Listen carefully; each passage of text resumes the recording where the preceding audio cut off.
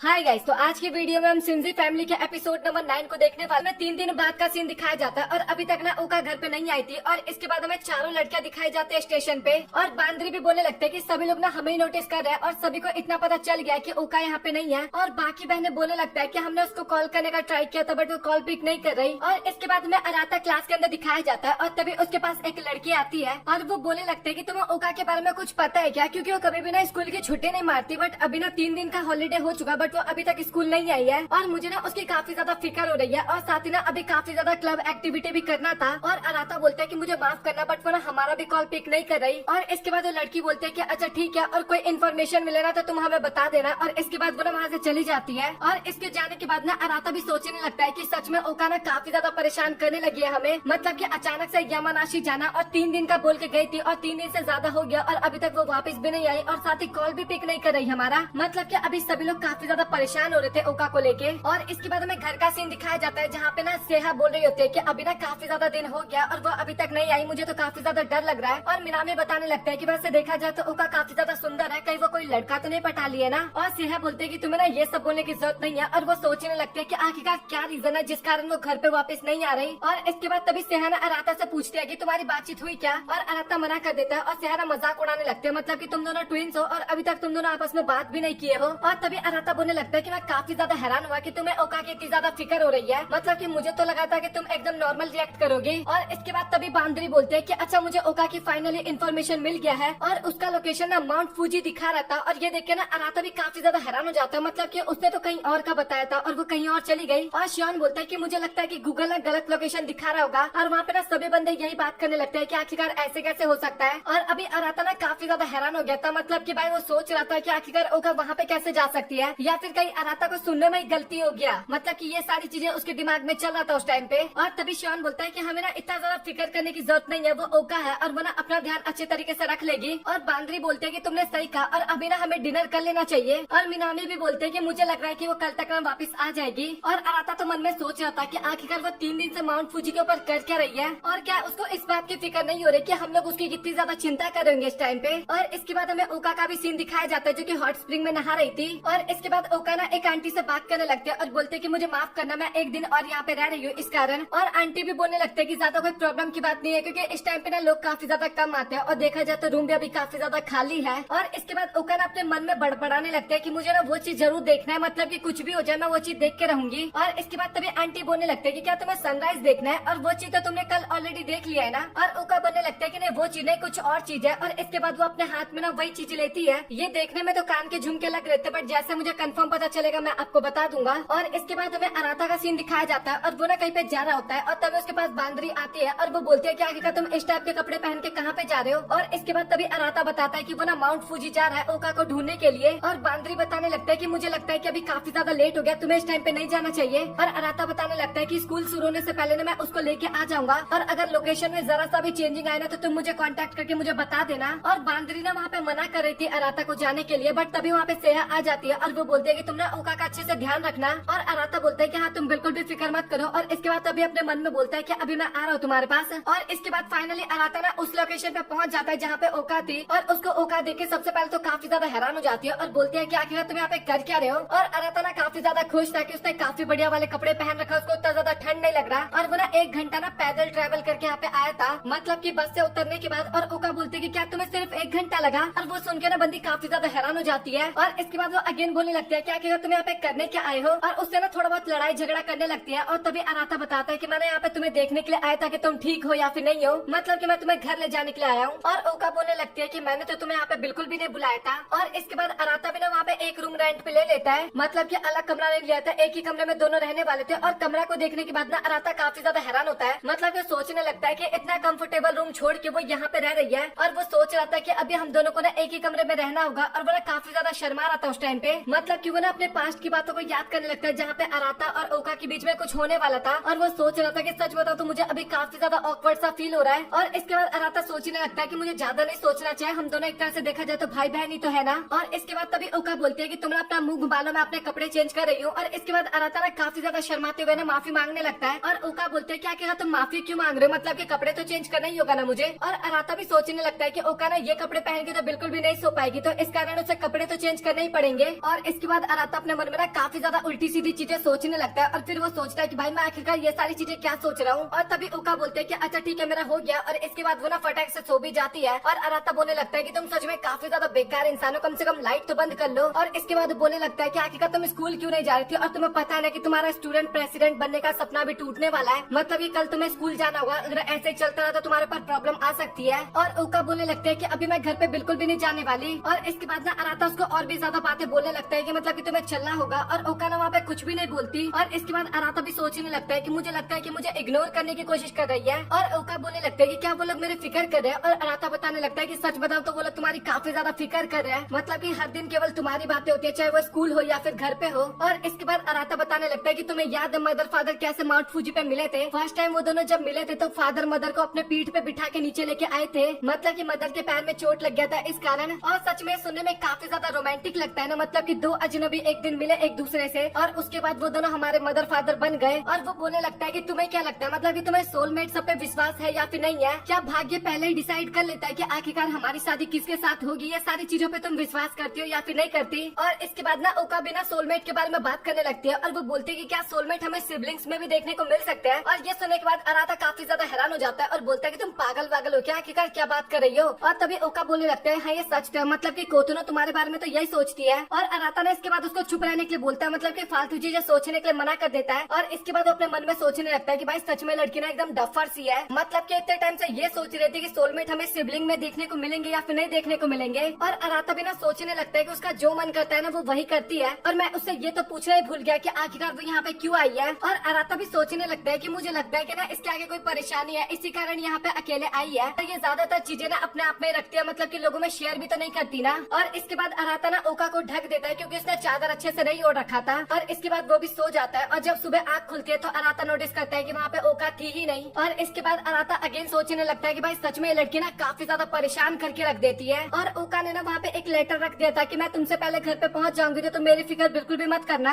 और इसके बाद हमें ओका का सीन दिखाया जाता है जो कि माउंटेन के ऊपर चढ़ाई कर रही थी। और इसके बाद तभी बांद्री और बाकी लोग दिखाए जाते हैं जहाँ पे बांद्री ना काफी ज्यादा गुस्सा होने लगती है और बोलते हैं कि आखिरकार तुम ओका से अलग कैसे हो गए। अराता को कॉल पे बोल रही थी सारी बातें। और अराता बताने लगता है कि जब मैं सुबह सो के उठा ना तो वो मेरे पास थी ही नहीं। और साथ ही उसने एक लेटर भी छोड़ा था कि मैं तुमसे पहले घर पे पहुंच जाऊंगी, तो आखिरकार उसका लोकेशन कहाँ पे दिखा रहा है। और बांद्री बताने लगता है कि मैं उसका लोकेशन चेक तो कर रही हूँ बट मुझे ऐसा बिल्कुल भी फील नहीं हो रहा कि वो घर के लिए आ रही है, मतलब कि घर आ रही है। और अराता को पता चल जाता है कि भाई वो लड़की अभी और भी काफी ज्यादा परेशान करने वाली है। और वो बताने लगता है कि अगर कुछ और इन्फॉर्मेशन मिले ना तो मुझे बता देना। और इसके बाद वो ना ओका को ढूंढने के लिए चला जाता है। और इसके बाद ना मैं ओका का सीन दिखाया जाता है और उसको ना काफी सारे लोग वहाँ पे बोल रहे थे कि आखिरकार ये लड़की यहाँ पे कर क्या रही है, मतलब कि 1 घंटे से यहीं पे खड़ी है और ये तो कल भी यहाँ पे आई थी ना। और ओका ना उस टाइम पे अपने हाथ में ना कुछ चीज रख रखी थी और उसी को देखे जा रही थी। और इसके बाद ओका भी सोचने लगती है कि आखिरकार मैं ये सब कुछ कर क्या रही हूँ, मतलब कि मेरे ये सब कुछ करने से ना सब कुछ ठीक तो हो जाएगा नहीं, और आखिरकार मैं क्या कर रही हूँ, मतलब कि मुझे खुद समझ में नहीं आ रहा कुछ भी। और मैंने अपना स्कूल भी इस कारण मिस कर दिया। और इसके बाद ना ओका ना अराता के बारे में सोचने लगते हैं जब अराता ने बोला नहीं था कि मैं तुम्हें देखने के लिए यहाँ पे आया हूँ। और इसके बाद ओका बताने लगते हैं कि काश मैं अराता के साथ ही घर चली जाती। और वो लिटरली उस टाइम पे सोचते सोचते चल रही थी ना, रास्ते का ध्यान ही नहीं दे रही थी। और तभी उसको पता लगता है कि वो ना रास्ते में खो गई, मतलब कि वो ना जिस रास्ते से जा रही थी उसने रास्ता ही चेंज कर दिया था अपना।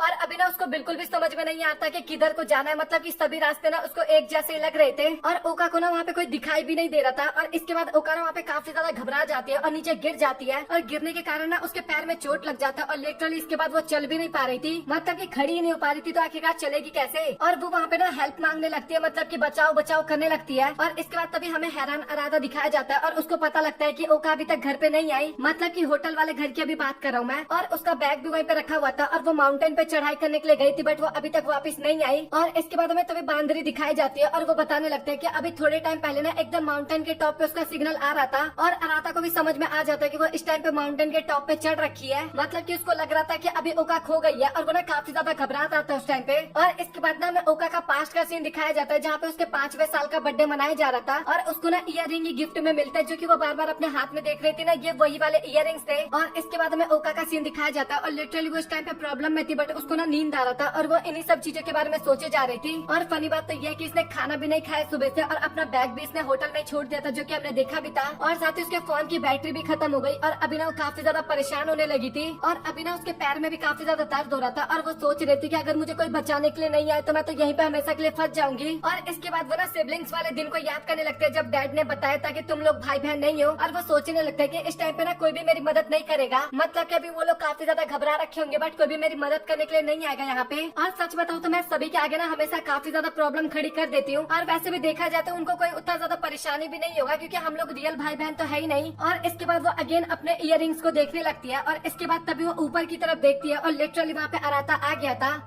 और इसी के साथ ये एपिसोड यहाँ पे हो जाता है खत्म। सो आप लोग कमेंट सेक्शन में बताओ कि आप लोगों को आज का एपिसोड कैसा लगा। अगर आप लोगों को वीडियो पसंद आए, वीडियो को लाइक कर देना, चैनल को सब्सक्राइब कर देना। सो मिलता है आप लोगों से अगली वीडियो में, तब तक के लिए गुड बाय।